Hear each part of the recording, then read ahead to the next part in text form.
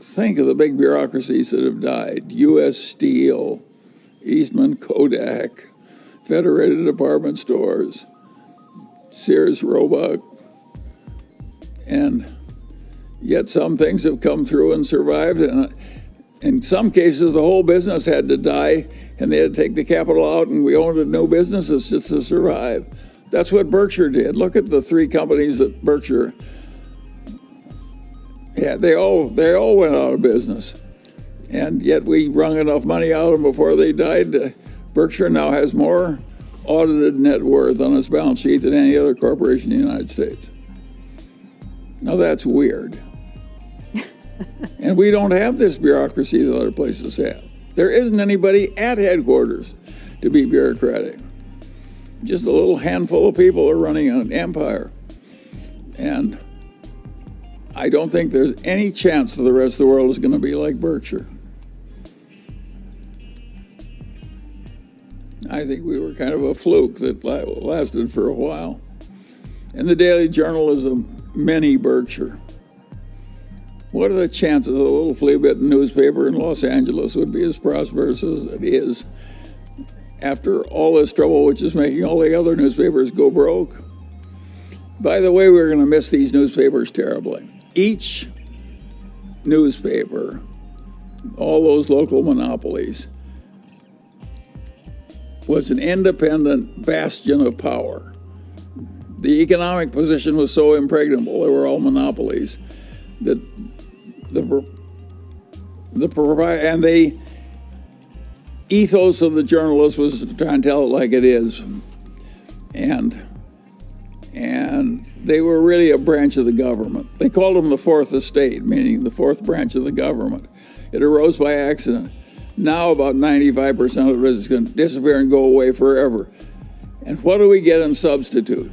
We get a bunch of people who attract an audience because they're crazy. I have my favorite crazies and you have your favorite crazies, and we get together and all become crazier as we hire people to tell us what we want to hear.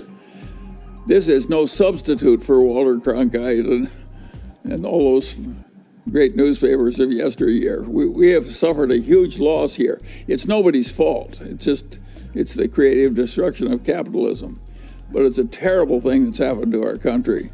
And having these new journalists come in and tell the nuts on each side, the right-wing nuts and the left nuts, only what they want to hear, and slant all the facts so that they hear a lot of stuff that isn't so.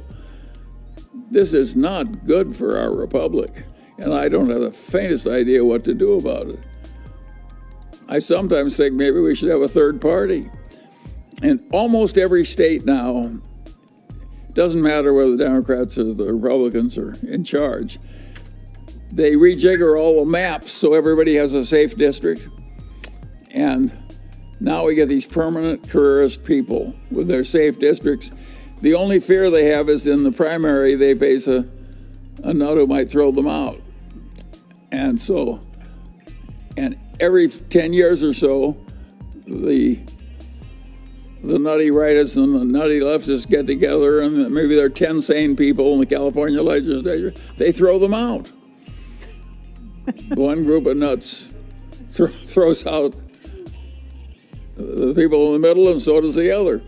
And the one thing they can both agree on is they don't want any balanced, sensible people in the legislature. This is a very peculiar kind of government. This was not our ideal when we went to democracy, but it's what has happened, and it's getting worse and worse. And it's quite serious, and I have the faintest idea what we're going to do about it.